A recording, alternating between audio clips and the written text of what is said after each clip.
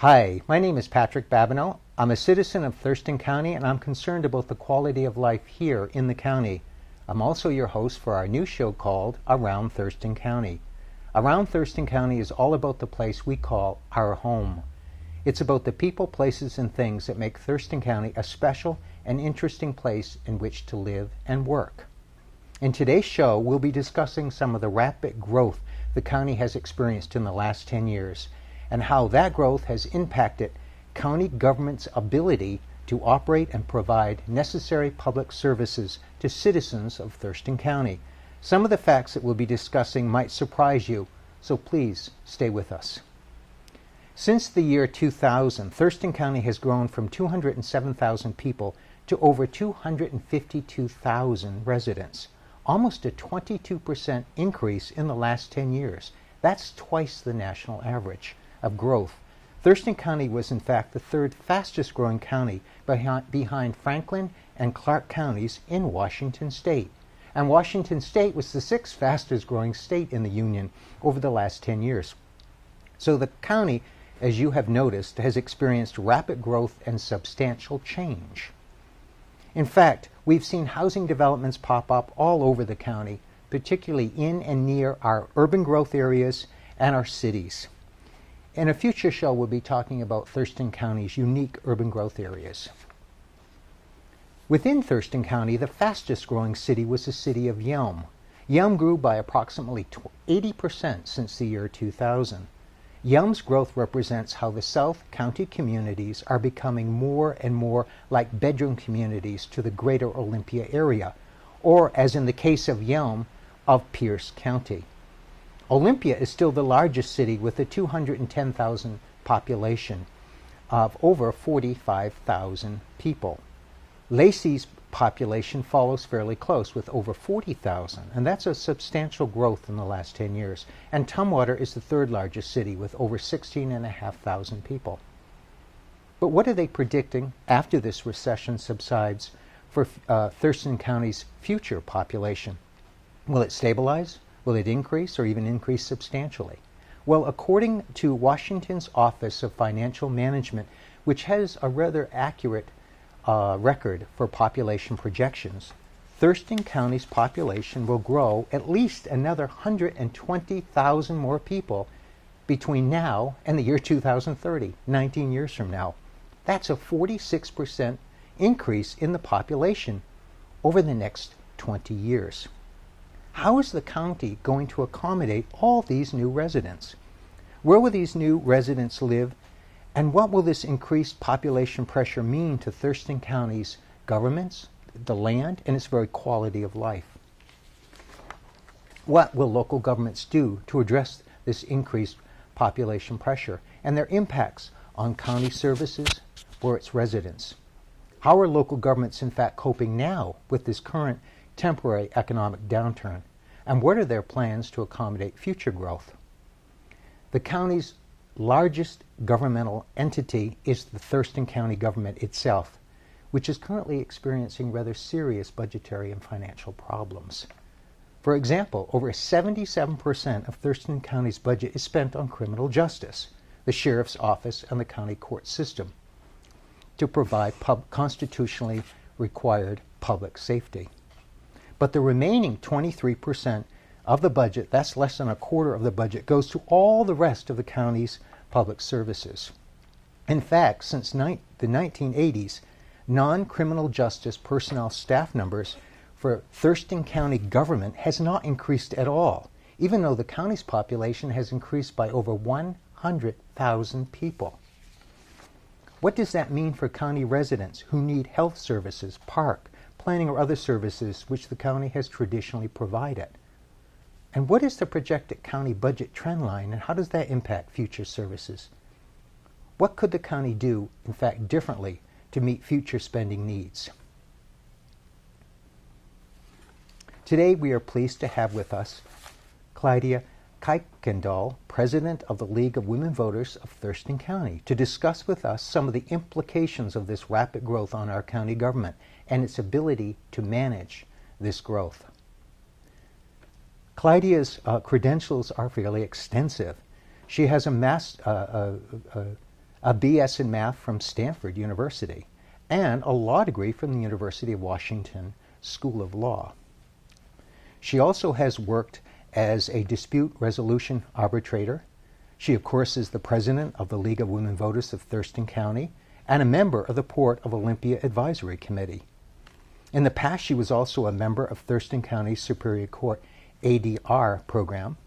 She was a board member of the Student Conservation Association and a member of the United Way Agency Review Panel, among other civic involvements that she's had.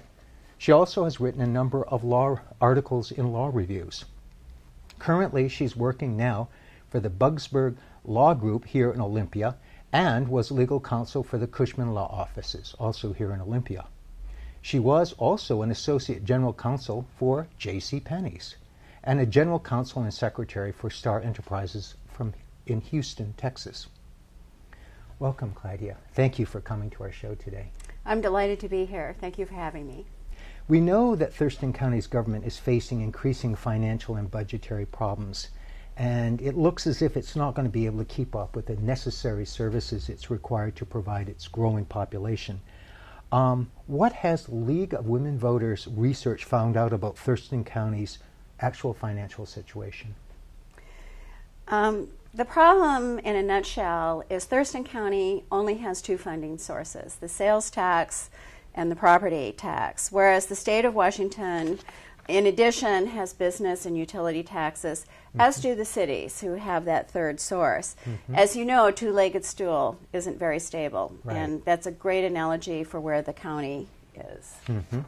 So, in other words, the county government, even though its population, even though the cities of Thurston County are approximately 110 to 120,000 persons out of the 250,000, and almost a slight majority of the total number of people that live in Thurston County actually live outside of the incorporated area, the county government only has two sources of income, where these cities and the state as a whole has three. That would make it and at the same time, the county's population is projected to increase after this recession. So in terms of sustainability, what are some of the problems with its actual, is this really a structural problem as well? The League, who completed a study of local governments in mid-2010, thinks it is. I mean, part of the problem is that there are limits on the property tax and the sales tax. Property tax, for example, can grow no more than 1% annually, plus whatever the taxes are on new construction. As you mentioned, the law and justice costs, which includes the courts, the jail, the prosecuting attorney, and the sheriff, over 3/4 of the county's budget. And none of us would wish to see those those costs cut, because we have constitutional rights to be secure in our homes and to have access to justice in the event of disputes. It's not just the criminal law system, it's also the civil law system. If there's a landlord-tenant dispute, you know, if a vendor and a supplier have a dispute, if a buyer and a seller of a residential residence have a dispute, all of these also have to be resolved within our local justice system, which is mandated to be run by the county. So it's a structural financing problem, which is exacerbated by the fact that we're currently in an economic downturn. And you mentioned one of those legs to county finances, for example, is property taxes, and as you mentioned, they're only allowed to go up to increase a certain percentage each year, but the other is sales tax. And if we have, as you mentioned, unemployment rate, I think the most recent showed 8.7, but if I'm not mistaken, the underemployment rate was somewhere around 17% in Thurston County. It's even higher in Mason and Lewis counties. Then an awful lot of that revenue that traditionally the county would expect to have, at least at the moment, is not coming in.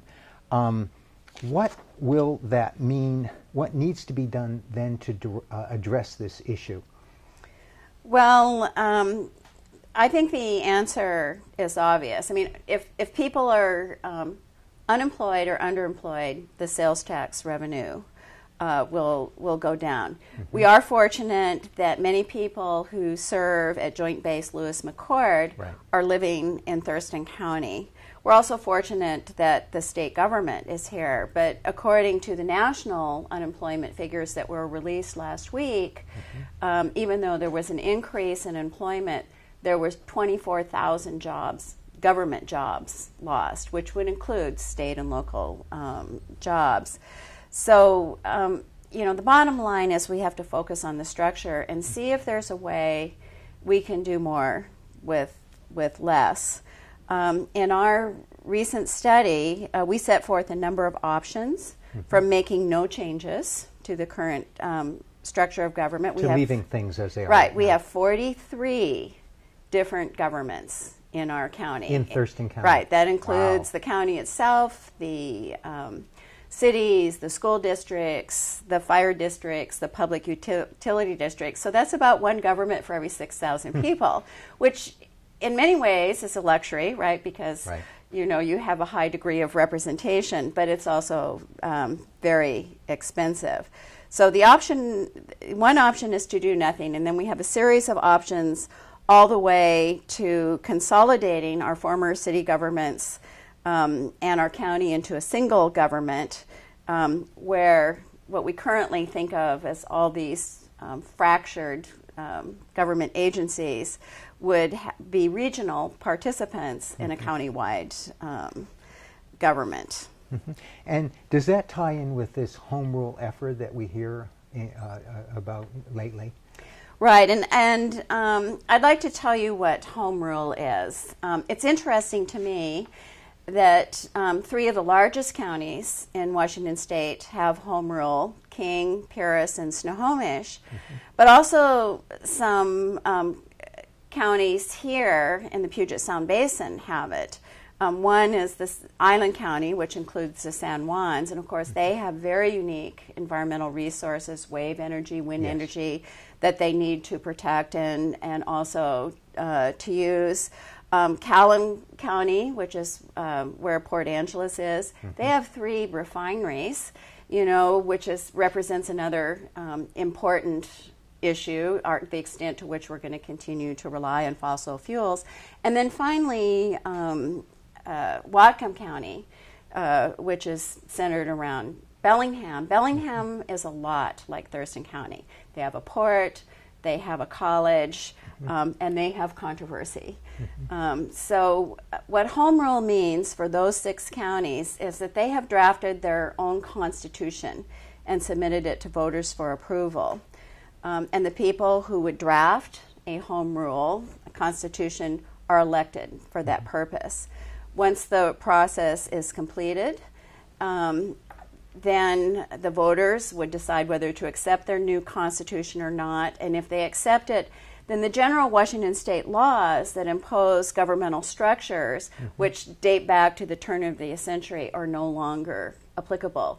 So the home rule movement is a chance to modernize our government structure and hopefully to get more out of it, even given our financial constraints.